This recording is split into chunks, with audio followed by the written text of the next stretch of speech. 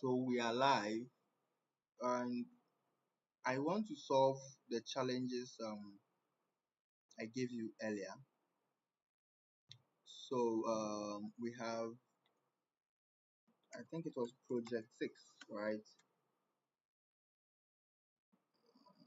No, I've not given you project 6, so project 5. I'm trying to add project 5, but it's not working.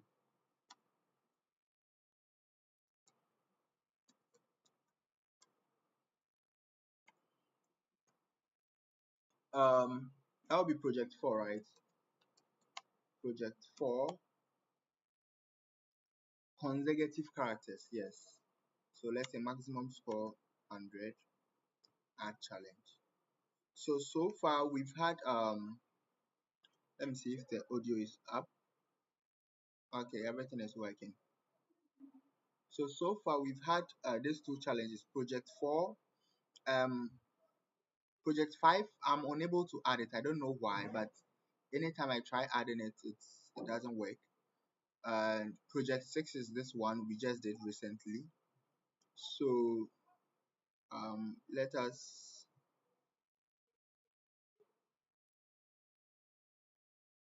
okay, so let me save it, then go to the challenge page. Let me rerun this, please. Okay, so enter contest. I think 2 hours more, 2 hours 43 minutes.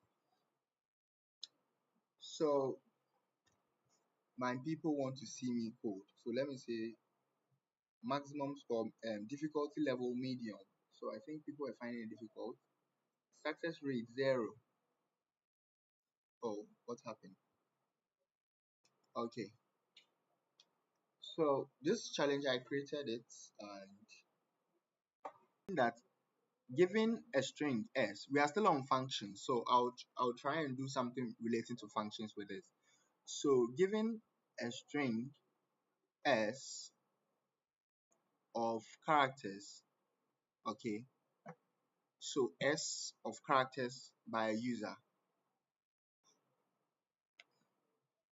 So the string could be anything, could be full stop, question mark, quotation mark, whatever it is, and it could be of any length, okay. So by the user, and assume that the string q appeared x number of times. So for example, if we take this, the sample, so when we take the character 3, it appeared 1 time, okay. When we take the character 0, it appeared 3 times here and 2 times here. But let's try and see what the program is talking about.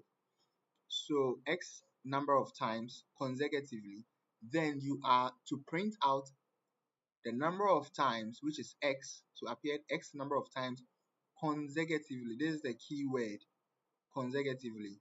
Then you print the character q.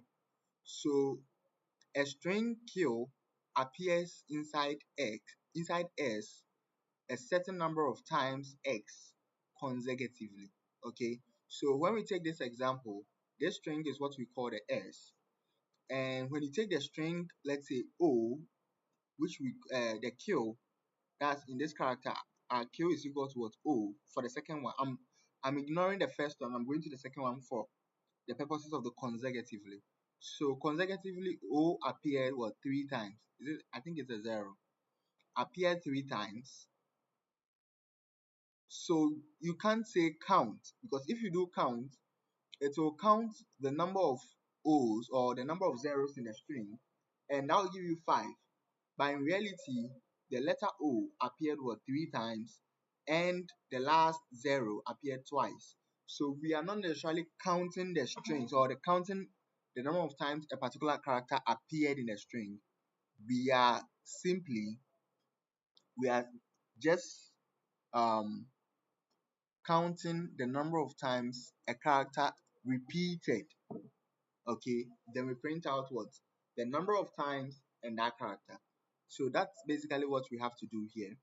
So we give some explanation, and this is also another sample. These are just samples. So let me write my code here. but let's see how we can do it here instead. So let me go and copy and paste something. So Control C, then Control C again. Okay, so I copy both of them. I go to my hacker rank page. Um, say my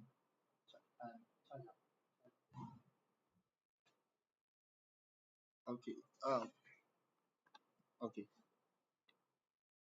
So from here I can say that, let me just say my string s is equal to, then open it. So this was a string. It's a test, okay? So I don't need to write input and some things like that. Then my answer, my expected answer, expected output, okay? So let me say my expected output. Let me just say output here. Okay, then let me put in some quotation marks. Then let me say this is the output I'm expecting. Okay, so later when I'm done with my answer, I'll compare it to this output. Okay, so this is the expected input and this is my expected output. So let me even put this one on top.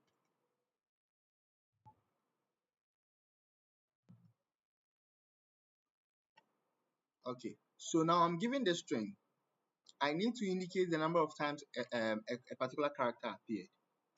So what is my strategy? Let's go back to the books. So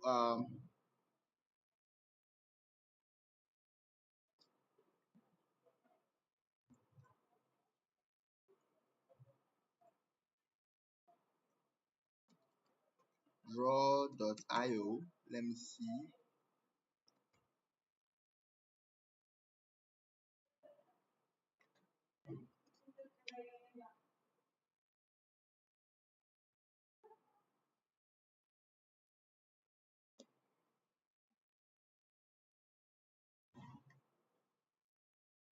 Okay, so first I want to create my algorithm quickly to help me do the drawing.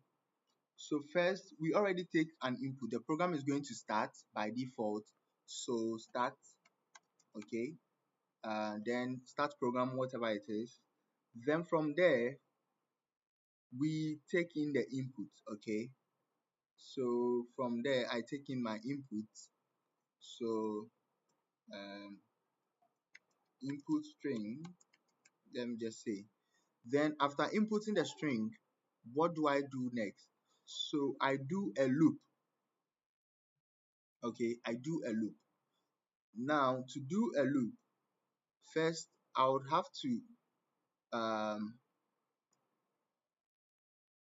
so I'll take this as a process.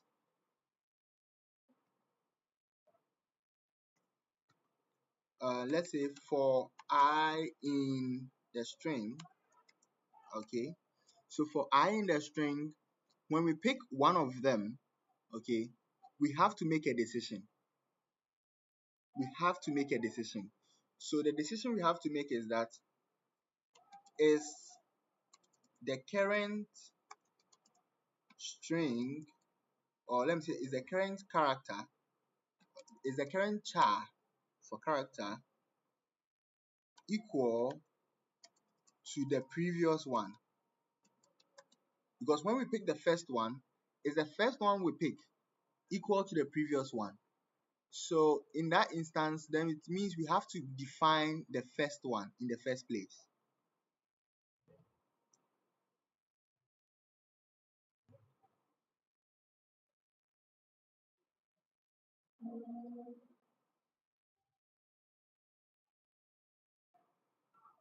Okay, so so this is a simple question.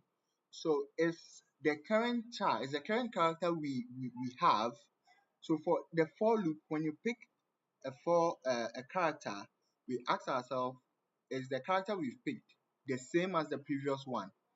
If it is yes, we what we do is what we count. Okay, so we would count.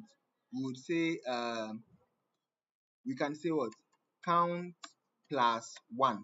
Okay, we increase count by 1 because we want to count the number of times a particular character appeared repeatedly. So from here we count. Come in. Come in.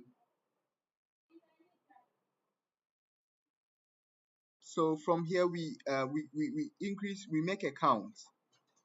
Then after counting, we go back to the loop and pick the next character.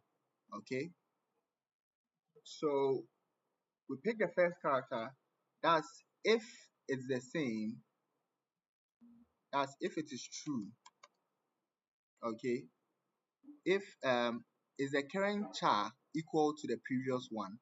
So if it is true, we count, then we go back. Okay, we count and we go back. We keep on doing that. But if it is false, then if it is false, if it is not true,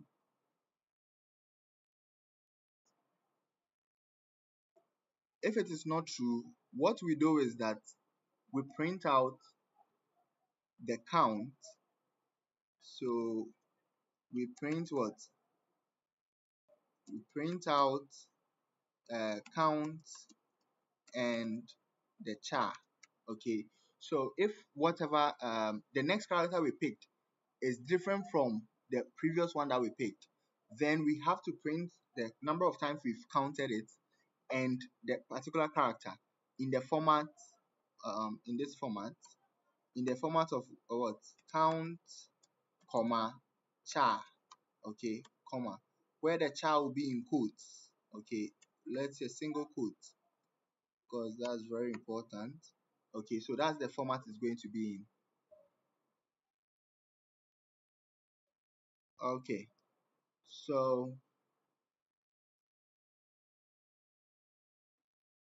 that's if it is false. Okay, but then once it is false, once the character is false, it doesn't mean we don't go back to the loop. We'll still go back to the loop and go and pick the next character. Okay, we'll still go back to the loop and go and pick the next character. So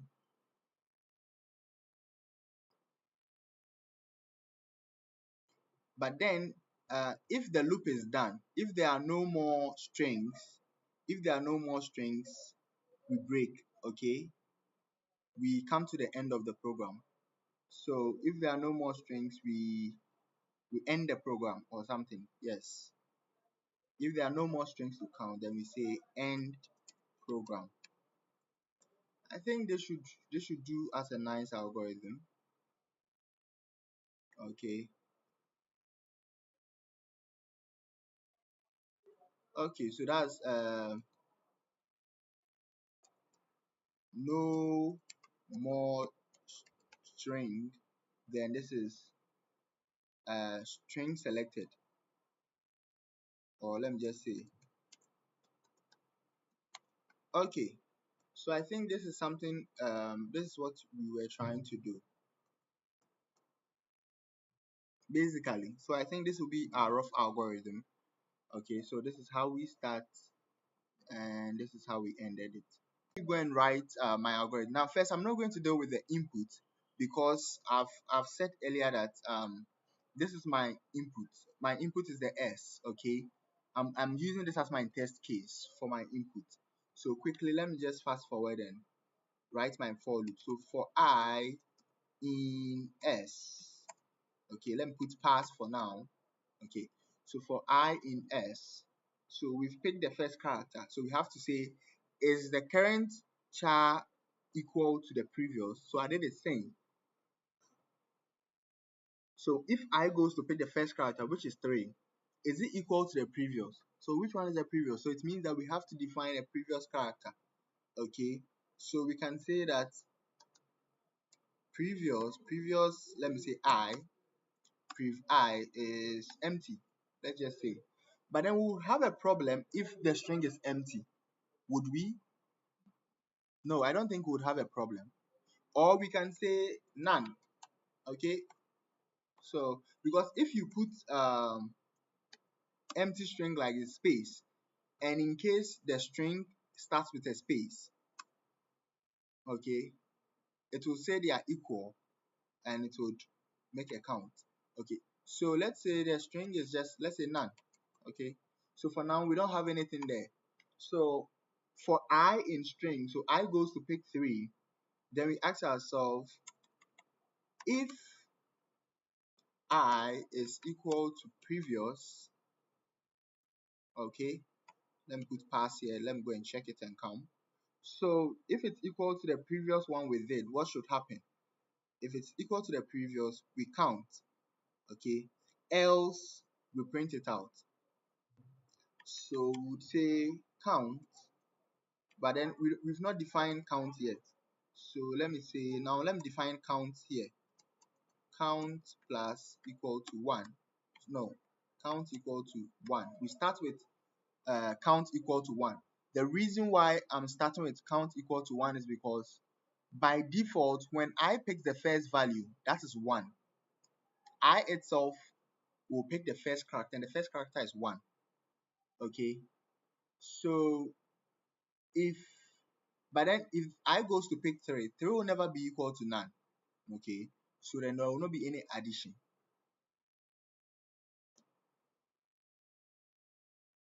Okay, so let me say count plus equal to 1.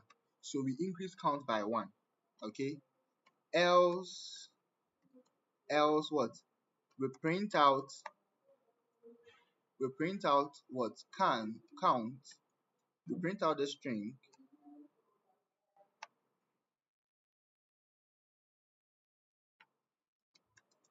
count, comma, then another string called I, or let me say previous. No, instead of printing I, we print previous, because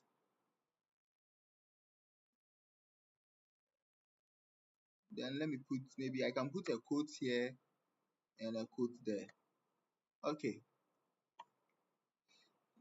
so count plus equal to 1. Now the reason why I'm printing previous, because when I goes to pick 0, okay, when I goes to pick 0, now I is not equal to 3. Sorry, 0 will not be equal to 3, meaning I will come here, meaning that the current character is what? The current character we are dealing with is is 0. So we cannot print 0. We are now going to handle 0. We've dealt with 3 already, so we are now going to handle 0. So we print the previous, meaning that we are done counting the previous. So we print it out. Then we say end is equal to, now I put a space. Okay, so it should add it to the same line.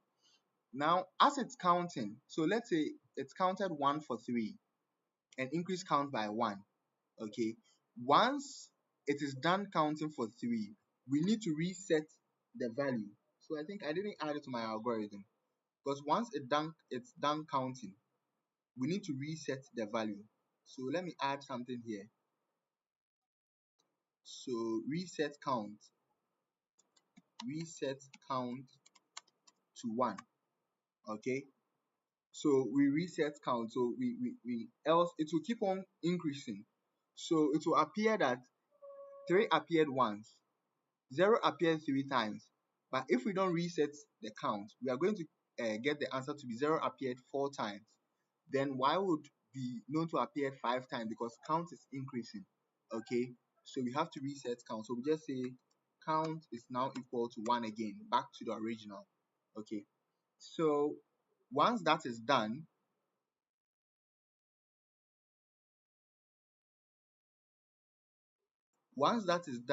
then we have to update previous.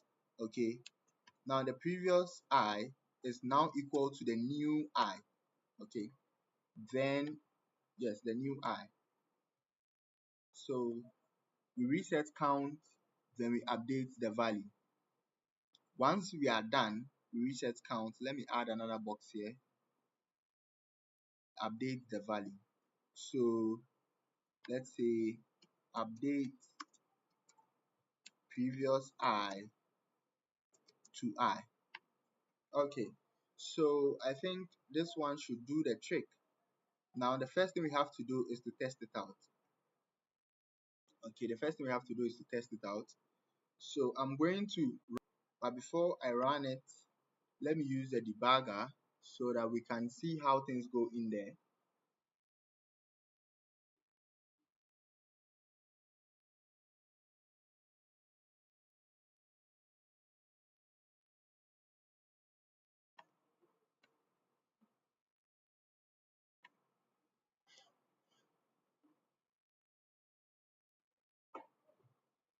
So in here, we are interested in some characters.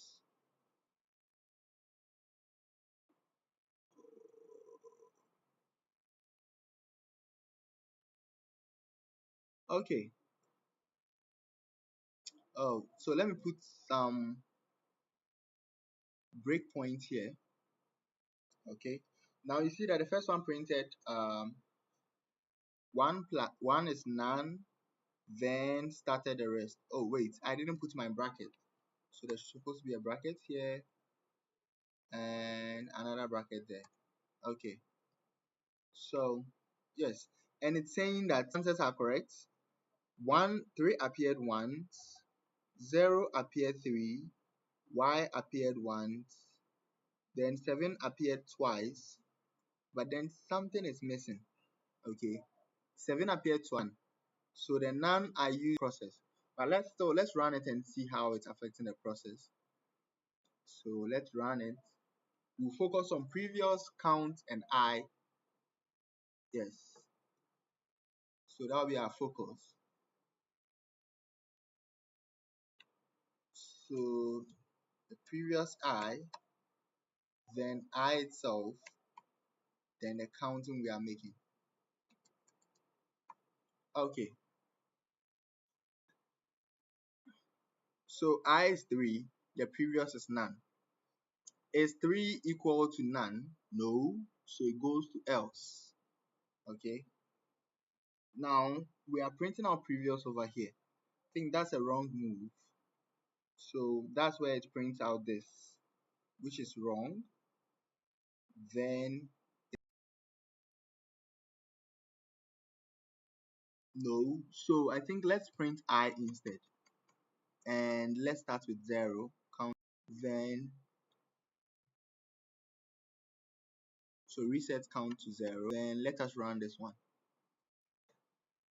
So I'm in the debugging phase trying to remove all the bugs from my code.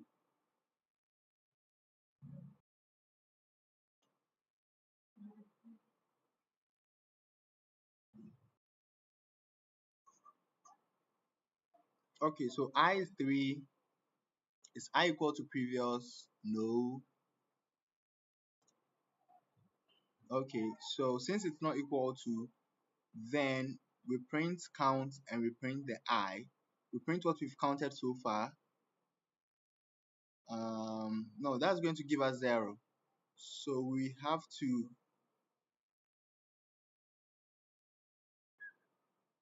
let me see. So for the first set, let's still maintain it at 1.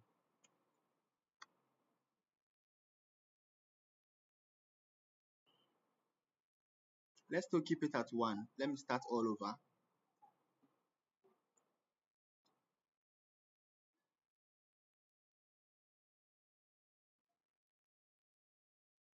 So we move on. So none. Okay, we get our 1, 3. Okay. Now we are resetting count to 0. No, we have to reset count to 1. So let me start all over again. Our count has been reset to 1. Now our previous, okay. Now this is not equal to the previous one. So it's going to print out 0, 1. No.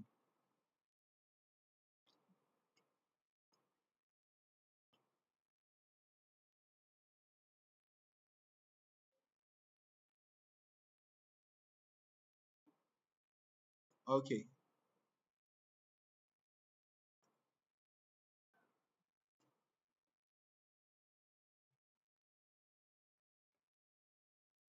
And our answers are wrong.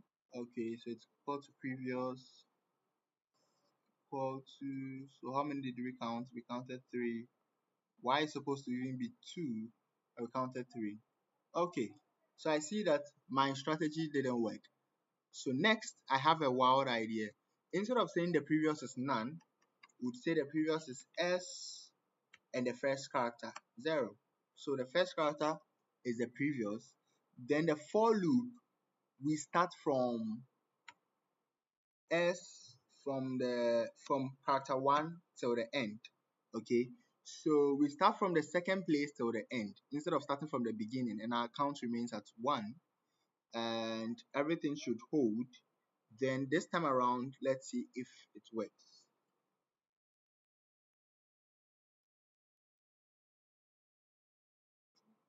4 minutes more to 9:30. So, oh no, we have to do previous. Yes, previous. Yes. Restart.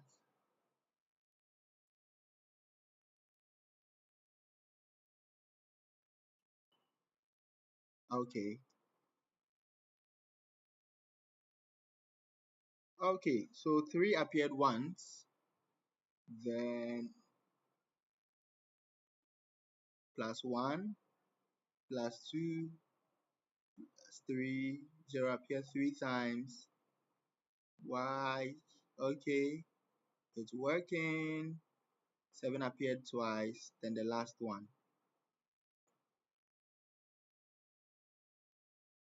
The last one didn't appear. Okay. I was rushing. The last one didn't appear. Interesting. So let us continue again.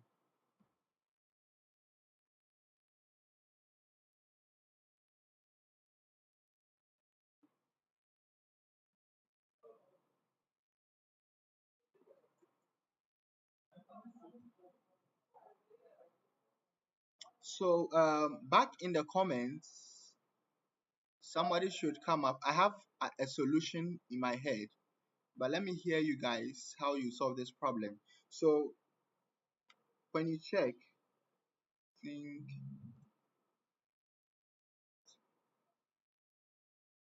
okay, so we are in the last phase. So we've picked the O, and we've counted one of the O's already. Okay, then we've counted. So now we've counted 2 of the letter O, the final letter O. But then there's no more character to count. There is no more character to count. Like there's no more character to go and pick and check whether it is equal to the previous before it does the printing. So then what do we do? What we should do is simply print the last remaining values of count and end. Okay, like this one. So we have to just repeat this print statement, Control S here. Or let me show you another trick. So you can, there's something we call else. Okay, you can have an else for loops. Okay, anytime you are dealing with loops, you can have else statements. So else simply means that once you are done running the loop, do this action. Okay, we could have just printed it straightforward. Okay, we could have just printed it straightforward, but we are just saying once the loop terminates, do else. So else can go with for and while. It's not only used in if statements. So I think you guys have learned something new today. So this should solve the problem. Okay, let me run this and let's see. Okay, so it works fine. Okay, so since I'm going to paste it in HackerRank, let me change this one, or let me write another S. So let me just say hashtag S is equal to input. Okay, S is equal to input. Then I copy, Control C, and I paste, Control V. Okay, or I could have upload the code as a file. Okay, but I haven't saved the code yet. So run code. So both test case prove correct. Okay, now let me submit the code and let's see.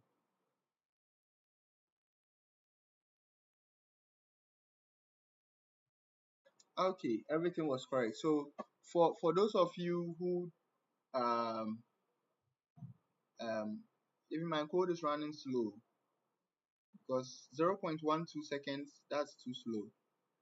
So if you can come up with a better way to speed up, then now to make a faster code, then that will be much better. So for those of you, test case 4, I had to make some changes because there was some corrections within the test case. So then let's go back to the site. Then let's see.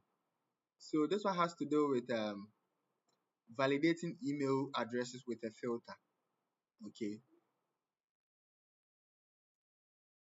Okay. So here where you are given an integer n followed by n email addresses. Your task is to print a list containing only valid email addresses in lexicographical order. Lexicographical order. So valid email addresses must follow these rules. Okay. So a valid email address will have what? A username, an at, a website, dot extension format type. Okay, website name dot extension format type. So realize that there should be an at sign here, there should be a full stop there, something like that. So the username, I think this one has something to do with regular expressions. I don't know, but you can use regular expressions though. So the username here can only contain letters, digits, dashes, and underscore. So it can only contain lowercase letters, uppercase letters, numbers, and what? Dash and underscore. Okay, those are the things that are only allowed. Then the website name can only have what? Letters and digits. So letters, alphabets, and just digits. Okay. Then the extension can only contain what? Small letters, whether lowercase or uppercase.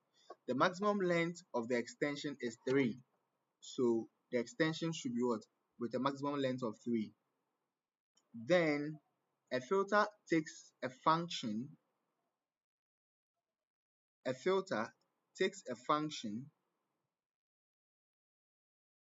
return true or false, and applies it to a sequence, returning a list of only those members of the sequence where the function returned true. A lambda function can be used with filters. Okay, so map, for example, is a map. So when we take a map, this is a function we've defined inside a map. Okay, and I'll talk about maps later. Okay, so example, complete the function fun in the editor below. Fun has the following parameters: string s, the string to test. So the s is the string we are going to test. Return what? A boolean, whether the string is valid email or not. Then input format. The first line of input is the integer n, the number of email addresses. Okay, so the first line the computer is going to take is the integer n and the number of email addresses. Then n lines follow containing a string. Constraint. Each line is a non-empty string, so there's none of them that's going to be empty. So all of them will be valid email. So sample output. So that at the end of the day, this is going to be a list. Now remember that they've already written these codes for us. Okay, so this code is a filter function. It filters the email. Then this part of the code takes the inputs and all those things. All what we have to do is to write the function. So the fun function, what it does is that it returns true if the email is valid, else it returns false. So what makes an email valid? It's here. The username, what? The username should only contain what? A, B, C, D, numbers, underscores, and hyphens. That's all. So let us write that part of the code first. So from here I say, let me say, let's say valid, maybe username validation, username validation. Okay, so now where is the username located? The username is located before the @ sign. Okay, before the @ sign. I think I remember you guys did something similar to this. So the @ sign, so I would say that S. Wait, is this program? I think this program has not closed. So I'll solve this one tomorrow. Sorry about that.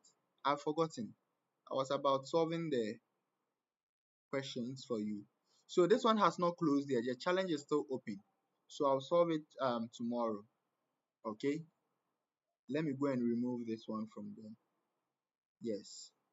So this one I'll solve it tomorrow because it's still in session. Sorry about that. But that's all. I've explained how you're going to do it, and that's all. So today we are continuing what we did yesterday. And yesterday we learned about functions. Okay. We learned about functions. So in simple terms, let's say we want to create a function called add, or let's say yes, or let me create another function called let's say factorial. Okay, so I'm going to create a function that can solve the factorial of numbers. Okay, so in that function, when you put in a number, it's supposed to return the factorial. So I can simply say def into bracket what the name, let me call it factorial. Then I put in the number called num. Okay, then with that we would say that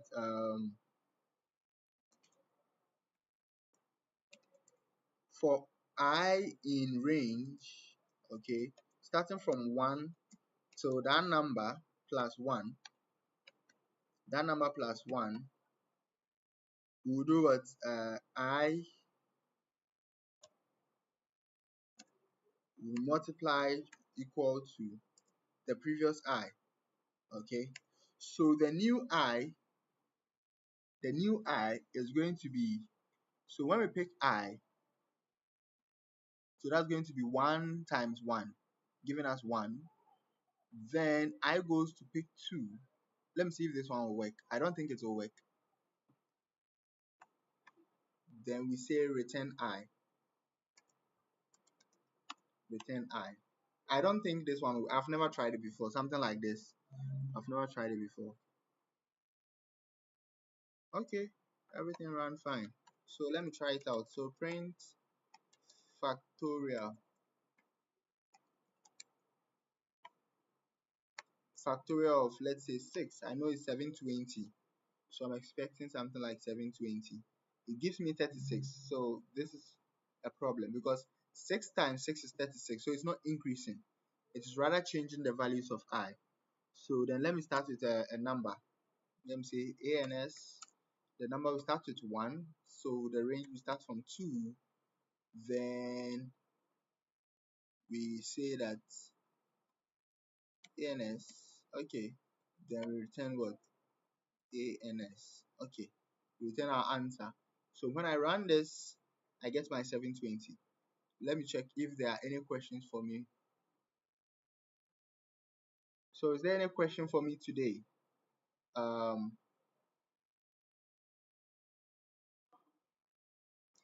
No questions in the chat. Okay. Keep please like the videos for us. So at least. So factorial, we've gotten the answer. Okay. So our function is working. Now let me use this function to teach you what I wanted to teach you today.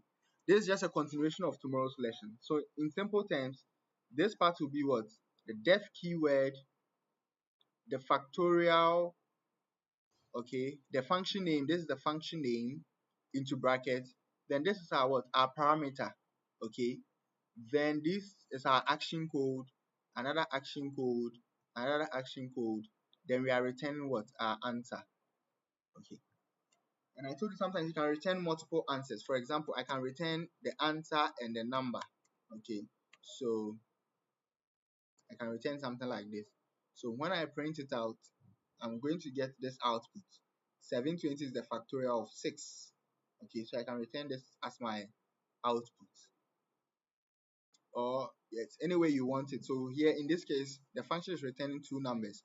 Or if you want, you can just separate them and run. You still get them in brackets, okay? So when you are returning multiple outputs, they come in the form of a tuple. Okay, so just for an illustration of multiple outputs, I don't think we need a number. Okay, so given this now, let me explain today's lesson. So today's lesson, we are going to look at something we call uh, global variables and local variables. Okay, so global variables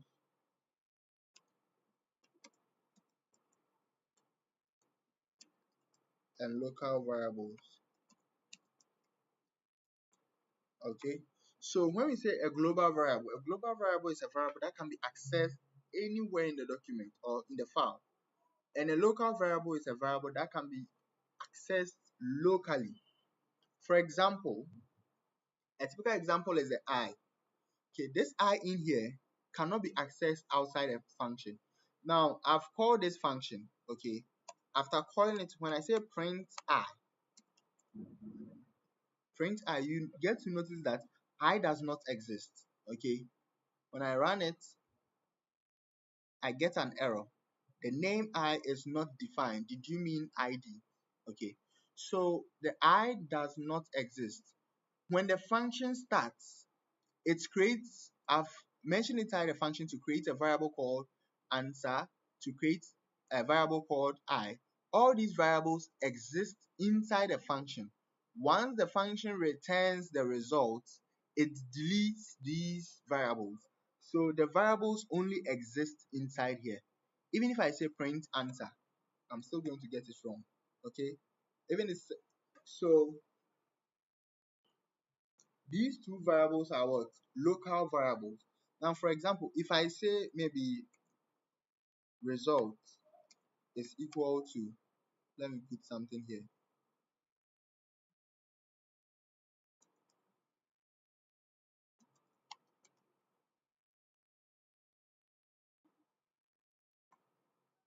So this is what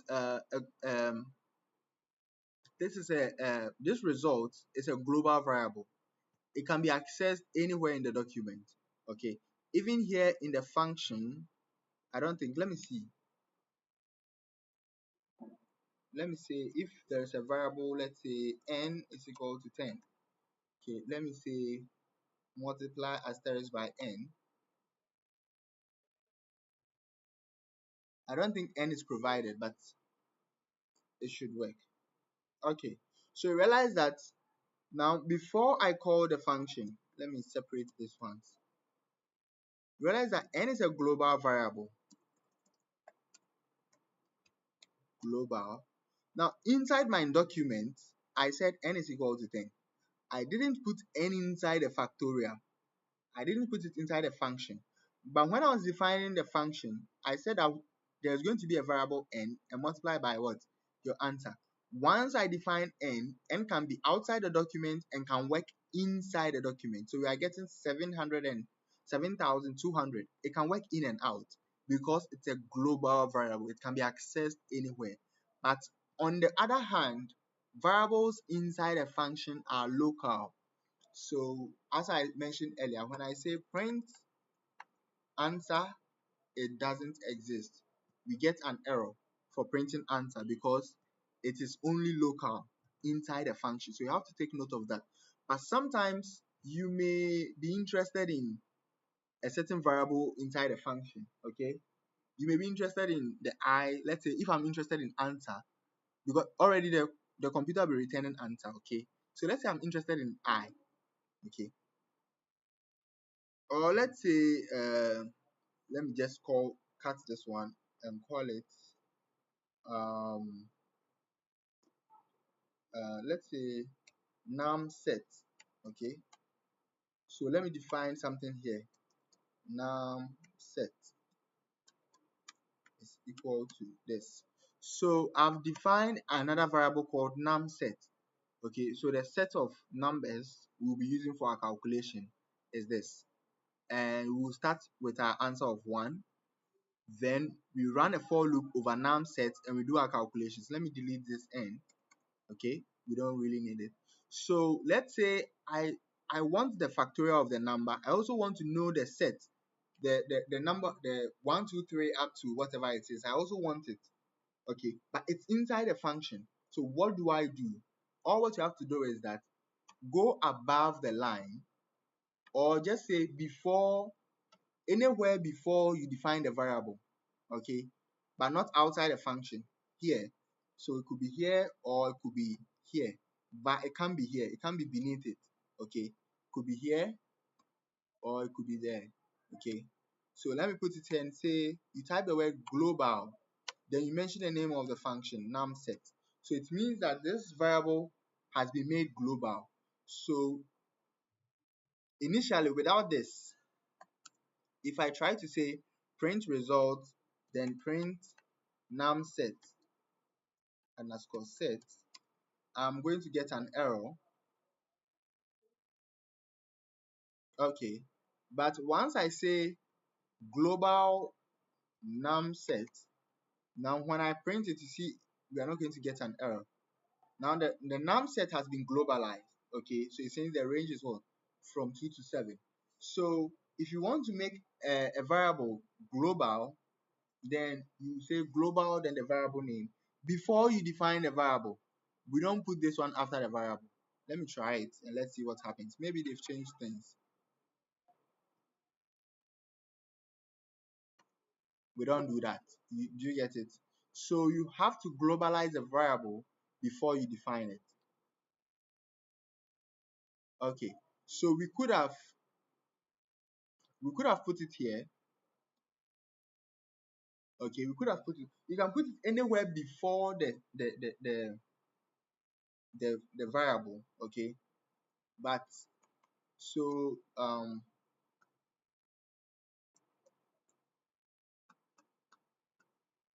okay. So I hope you understand global variables and local variables. So the next concept I want to show you is um, how to import functions. Okay, so let me clear this global variables, local variable thing. Let me clear it. And let me define some more functions. So we have this one, factorial. So we define, let's say, count. Let's say addition. Okay, so def add num1, comma num2. Then we say return num1 plus num2. Now we can also say that if the user doesn't provide any data, by default, say num1 and num2 are all 0. Okay. For the factorial, if the user doesn't provide any data, by default, the factorial is what? 0. Let me just say. But remember, 0 factorial is 1. Okay. So we also have to take into account of that. And what if the user calls for 1 factorial, whatever it is? But let us define some more functions. So add, let me say subtract. So let's say def, or let me call it minus, or let me say subtract num1, num2. Then maybe I can specify the order. Okay, order. So by default, if the user doesn't specify the order, we say order is 1. The order, I'm just saying ascending order or descending order. Okay, let's say ascending order is 0, descending order is 1. So if order, okay, if the order is 0, then we return what? Num1 minus num2. Okay, so we say return that. Else, okay, if the order is 0, no, let's say if the order is 1, return that. Else you what? You return num2 minus num1. So the user will specify whether the reason I didn't put another if statement is because if the user doesn't specify this, by default becomes 1 or something else. So if it is 1, then do num1 minus num2. If it is 0, then do num2 minus num1. So whatever be the case, it's going to alternate between them. So I've defined some multiple functions. Okay, let me add one more function called def, let's say multiply. Let me say num1, num2. Okay, for this one, then let's say dp, number of decimal places. dp is equal to, by default, let's say the decimal places is 2. Okay, so then we can say return the rounded form of num1 multiplying num2 with the decimal place specified. If the person doesn't specify a decimal place, it by default specifies as 2. So this is multiplication.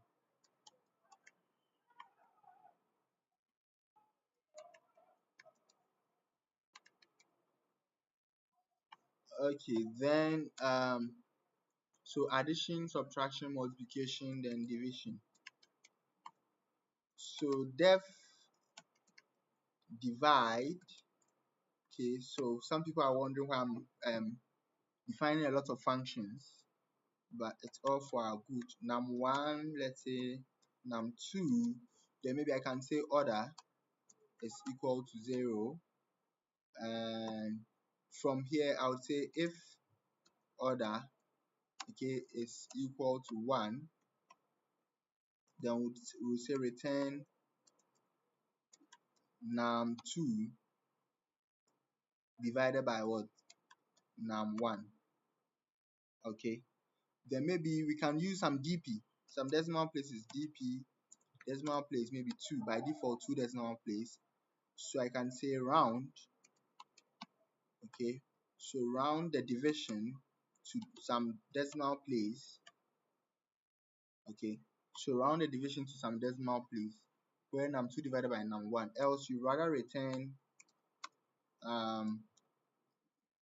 round num1 divided by what? Num2. Okay, then I specify my dp. Okay, so here I've even combined, I've made it more interesting. Okay, and we also have to say that sometimes some people might include zero division, so you can also factor that one in. So you can also say that if um, so if it is order 1, okay, if it's order 1, then so if it's order 1 and num1 is the one dividing, so num1 is, and num1 is not equal to, 0, then you can proceed with this division. Because if num1 is equal to 0, then it can't happen. Okay, then I have to maybe put an else if the order is, else if num2 is not equal to 0, that means you are dividing by num2, so you cannot have num2 being what? 0. Then you can perform this division. Okay, so but then else you say that what? Zero division error, maybe print what? Let's say division error, or let me just say zero division error. Zero division error. Zero division error. Okay, so I've defined how many? 1, 2, 3, 4, 5. So 5 functions. Okay, now let us say we have another file called code1. Okay, so we have this file code2, and this file is code3. I've splitted the screen using this, so let me switch. So this is code1, my file called code1, and this another file called what? Code3. And inside code3 I have my functions. Okay, now if I want to test my functions, let me write some few codes down here to test them. Okay, so let's say I want to use a factorial and see how it works. So I can say that maybe, let me say calc. Okay, calc is equal to factorial, then I say what? Maybe I put in a number like 6, for example. Then I say print calc. Okay, this is a simple thing I did. So when I say run, I get 720. Okay, so factorial works. Okay, so now let me see. So testing my functions. Okay, factorial works. Now let's say if I want to check, let me check if my people are still online.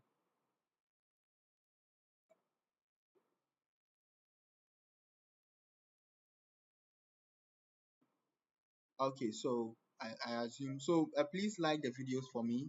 So let me check. So I've tested the factorial, it works. Okay, so now let me say calc is equal to, let me test addition. So let me just say add, then I provide my num1, says num1. If I don't say anything, it will be 0 0. So let me see, let me decide not to put in anything. So this function does not takes a maximum of 2 and minimum of 0. Okay, so if I don't put in anything, it adds them up and returns 0 because I didn't provide num1 and 2, so it just says 0. I can put in 23 and 45. Okay, so when I return it, it adds them up for me. So let me just say calc. Let me test the next one, which is what? Subtraction. Subtraction. So I say subtract. Then I say maybe 34, then 12. Okay. So what is my order? The order by default is integer 0. So if I specify 1, then I'm going to get 12 minus 34 instead, which will give me an okay, I get 34 minus 12, but if I specify the order is 0, then I'm going to get a negative number, negative 22. So then the computer gives me the opportunity to swap between them. Which one do I want to divide? Then let me continue. Calc. I'm using calc throughout because I don't want to be changing the variables. Okay, I just want to test them. So the multiple. Let me use the division. Divide. So with the divide, I started with so divide, I can say 34 comma 16. Then I specify my order as 1, and the number of decimal places I want it to the nearest whole number 0. Okay, so when I run this, so I get what? To the nearest whole 34 divided by 16, or 16 divided by 34. So let me change my order to 0. Then I run it and I get 2.0. So 2.0 so means 16 divided by, so 34 divided by 16 gives us 2 point something. Let me increase my decimal places to, let's say, 2 decimal place. So that's 2.12. But if I switch the order, that's 16 divided by 34, then that's 0.47. Okay, so we've been able to test our functions, okay, and they are working pretty much well. I think the time is up. We started at 9, it's 2 minutes to 10. The time is up, but let me stretch the class a little bit. Okay, so this time around, I'm going to work on a new project in my file called code1. These functions were written in code 3. Okay, but I don't want to rewrite these functions again. So this is where you use the import.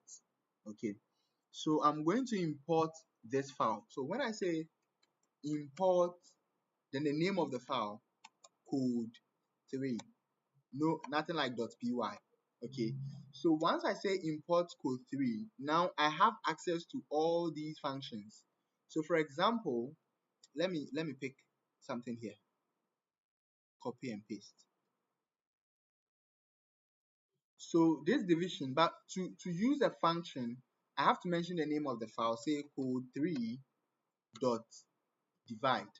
Okay, so you see that all these functions are here: divide, add, factorial, multiply, subtract, and things all. And so now I can use the division. So when I run it, let's focus. So when I run it, everything works perfectly. But you notice that there's a problem here.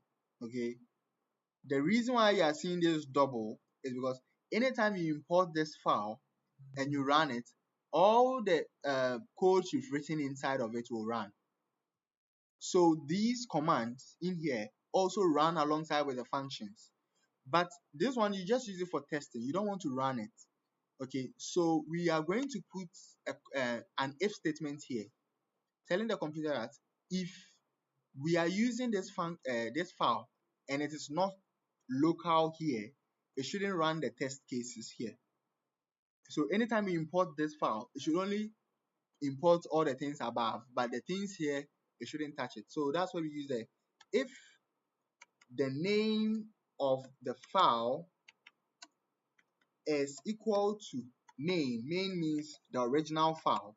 So if when we run the code and the name of this file is the name code 3, then you can run the test cases down here.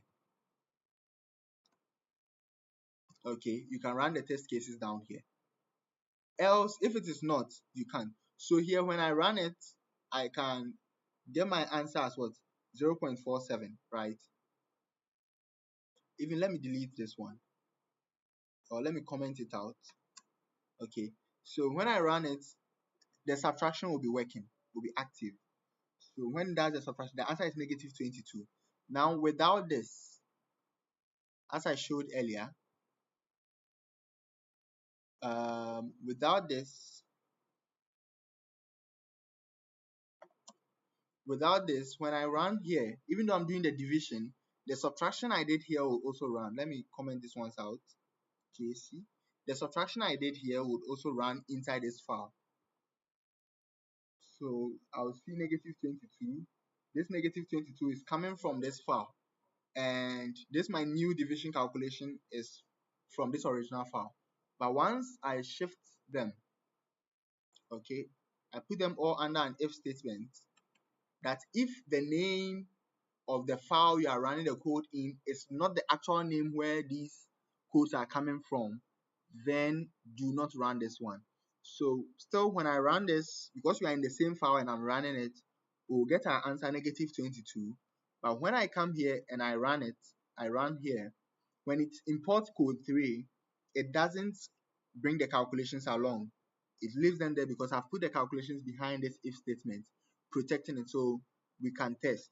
Okay, so 0.47. Okay, so this 0.47 is coming from here. Okay, so I've shown you how to import functions from other files and how to distinguish these other files functions from each other. Okay, now there's a different way of working with this. Okay, so this is one way. Let me show you another method. Controls KC. Okay, so instead of saying import code 3, when you say import code 3, it imports everything.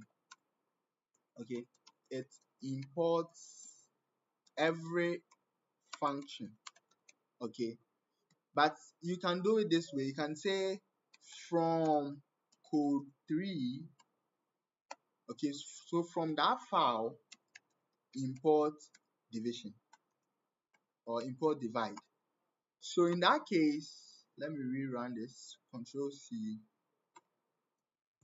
Control V, Control K, U. Okay, so in that case, you don't need to put the file name dot. Okay, here we imported a file, so we have to mention the file name first, dot divide. But here we've imported the divide already from the file, so we don't need to write dot the file name dot divide. So we just say divide, then we input these things. So now we can access the functions directly. But remember, we cannot access subtraction. When we say calc is equal to subtract, it doesn't come because we only imported division. Okay, so if you want to import subtract, you can put a comma, then you say subtract. Okay, so now subtract is also active. So maybe num1 20, num2 89, the order 1. Okay, so subtract is also active at the moment, and we can print it out. Now we are subtracting negative 66. So we can import individual functions by saying from the file name. So this is alternative method 2. Let me say alternative 2. So that one is say what? From file name import then the function name. Okay, so then from alternate 1, that one is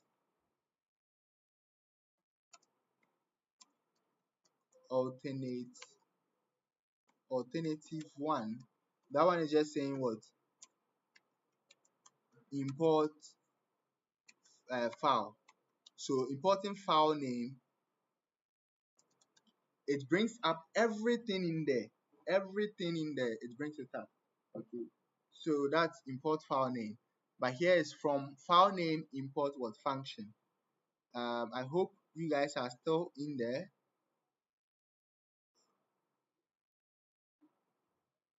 So the order here, the order, what I created it, okay, it's not a Python.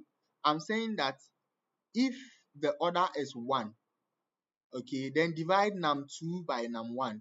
Else, if the, let's say, order, if the order is 0, and okay, so else if the order is 0, rather divide num1 by num2. So the order will help the user tell us whether he or she wants to divide the first number by the second or the second by the first. We just put it there, okay? Order. It's not a given, because when somebody wants to divide two numbers, num1 divided by num2 will give us a different answer from num2 divided by num1. So the order, the user will specify 1 or 0, and 1 means the second number divided by the first number, 0 means the first number divided by the second number, whatever it is. So that's what the order is doing here. Okay, that's all. So that is, so this is the second method. But sometimes you may say from code, from the file, import, maybe you want to import all the functions. Okay, so you can say asterisk. When you put asterisk, it means import all functions. Import all functions. Now the difference between this and that is that when you say import, let me comment this, Control KU. So when you say import the file, you've imported everything in the file, and anytime you have to use a function, you have to mention the file name dot the function name. But when you say from code 3 import asterisk, mean that you've imported all the functions, and you don't need to specify, you don't need to say code 3 dot, you don't need to do that. You can still do it, but you don't need to do that. Okay, so with these are the two ways to import functions from other files into your file. So I know, guys, you are enjoying the class because it's getting interesting. So let me show you my project. I think that's my GitHub. Repo, where are you? Gitty.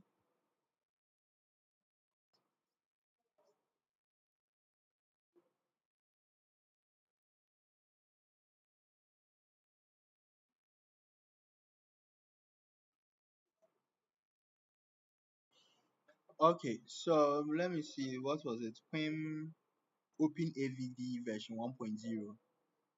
So create pull request, open a Visual Studio.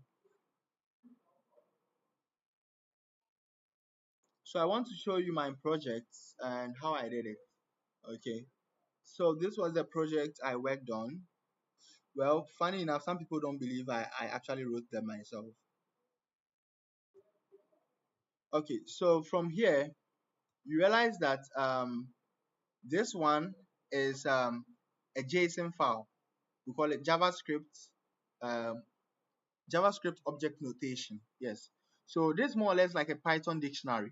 Okay, in that sense. Okay, so this is the a specific some data I needed. They are all what values. You see 0. Negative 0.05. These are constants I needed. Okay, and they affect the calculations. So in this file, I defined a series of functions. So you see def, this one function going down. I defined a lot of functions here. Def this, then def that, then def this. So I defined a lot of them. Okay, but in order to perform some of the calculations, I needed data from this file. I needed the values from this file to make the calculations. Okay, so inside my file, I say inside my file I imported, sorry, okay, I loaded it. So it's a file, it's just the JSON file is just a normal file. So I open it. So in here, I define file functions I'll use. I'm going to perform a bigger calculation, but before you can make that big calculation, you need to know WE underscore W0. You need to know WT underscore W. You need to have your WS. You need to have WF W0. You need to have W. You need all these sub small values, but these values has to be calculated separately. So I did their functions here in there. So I said AVD functions, okay. Then I went to the next document. So let me split this one. So when I went to the next document, so these are my functions here, okay. So when I went to the next document, I just said here, no, this one.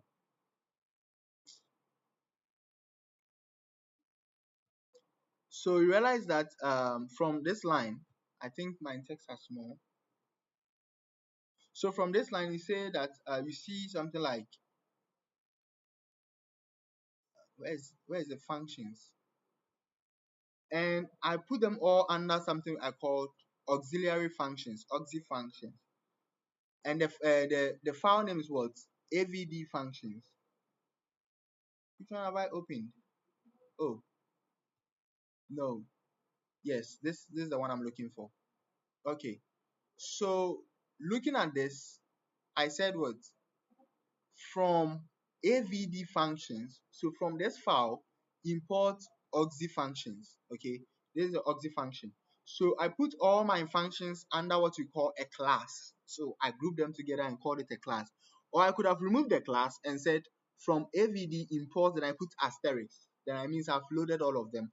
But I was dealing with object-oriented programming. The air vehicle design is a function, it's an object, okay, that performs a series of calculations. And this is air vehicle design aeroplane. So the aeroplane has some attributes, and we'll learn about that, or we might touch on it later on in our class. But then I just wanted to show you that this is how I imported it into my, and I did some calculations here. And this file is called what? AVD aeroplane. So now when I was done with the calculations, I needed to display it inside the graphics. Okay, and inside the graphics, I had to say from the aeroplane file, import the class called aeroplane. Okay, import the class called aeroplane. So you realize that I've imported this one into that one. So in other words, this file will take the data from the JSON file, then whatever is done calculating here will be shifted to aeroplane. So from functions to aeroplane, then from aeroplane to the app itself, the graphics and the things to be displayed. So that's an important thing you have to know. I was supposed to teach you also lambda functions and recursion, but unfortunately, I couldn't touch on that. I would send you the document, and it's going to touch on it briefly on lambda functions and AVD functions. But it's quite unfortunate that you might not be having a project for today. So maybe I would add a project or something, but we might not have a project because it's the same lesson we are dealing with. Okay, we are still dealing with functions. So yes, something like this. And if you realize that here what I did was inheritance. So this class is inheriting from another class. I'm not here to talk about inheritance and stuff like that, but I just wanted to show you that I used it in my projects, and you see that a lot in your projects too as well. Okay, any question in the chats? Else we've closed. So let's show some reactions and some likes here.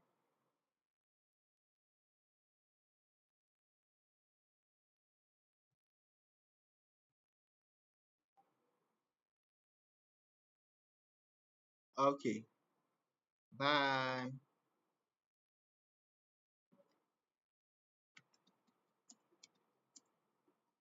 I think today we are learning something deep. Yeah, I know. Going forward, we'll be learning much detailed. So people who are not serious will be removed so that we can focus on key principles and now technical stuff. We've moved away from writing variables and data types and those basic stuff. Okay, so have a nice day.